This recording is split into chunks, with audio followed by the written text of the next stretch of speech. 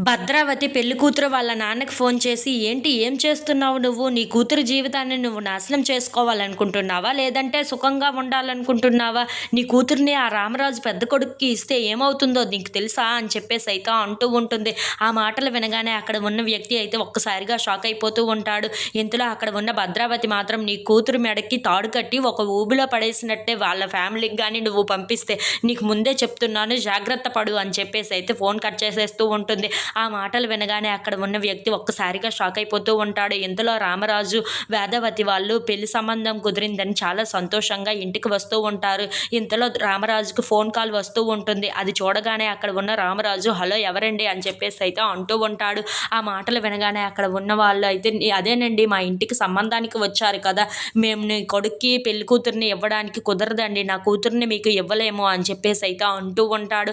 ఆ మాటలు వినగానే అక్కడ ఉన్న రామరాజు ఒక్కసారిగా షాక్ అయిపోతూ ఉంటాడు. "అదేంటండి, ఇప్పుడే అన్నీ సవ్యంగా మాట్లాడుకొని పెళ్లి కూడా కుదుర్చుకున్నాం కదా, మళ్ళీ ఇలా అంటున్నారేంటి మీరు?" అని చెప్పేసి అయితే అడుగుతూ ఉంటాడు.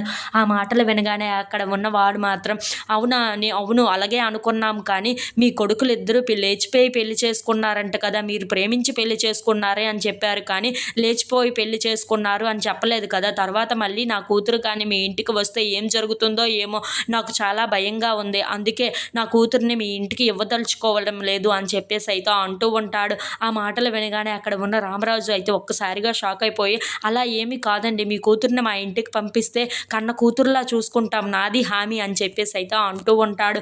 ఆ మాటలకి అక్కడ ఉన్న వాళ్ళు మాత్రం, "లేదండి, నా కూతుర్ని మీకు ఇవ్వదలుచుకోవటం లేదు, మీరు వేరే సంబంధం ఏదైనా చూసుకోండి, పోయి అలాంటి వాళ్ళకి నా కూతుర్ని ఎట్టి పరిస్థితుల్లో నేను ఇవ్వను" అని చెప్పేసి అయితే అంటూ ఉంటాడు. ఆ మాటలకి అక్కడ ఉన్న రామరాజు అయితే చాలా బాధపడుతూ ఉంటాడు. ఇంతలో అక్కడ ఉన్న వ్యక్తి మాత్రం, "అలాంటి కుటుంబంలోనికి, అలాగే తల్లిదండ్రులు చెప్పే మాటలు వినని పిల్లలకి నేను ఇవ్వడానికి అస్సలు నచ్చను, ఏమో తర్వాత ఎలా ఉంటుందో, నేను ఇవ్వలేనండి" అని చెప్పేసి అయితే ఫోన్ కట్ చేసేస్తూ ఉంటాడు. ఆ మాటలు వినగానే అక్కడ ఉన్న రామరాజు చాలా బాధపడుతూ ఉంటాడు. If you like this video, please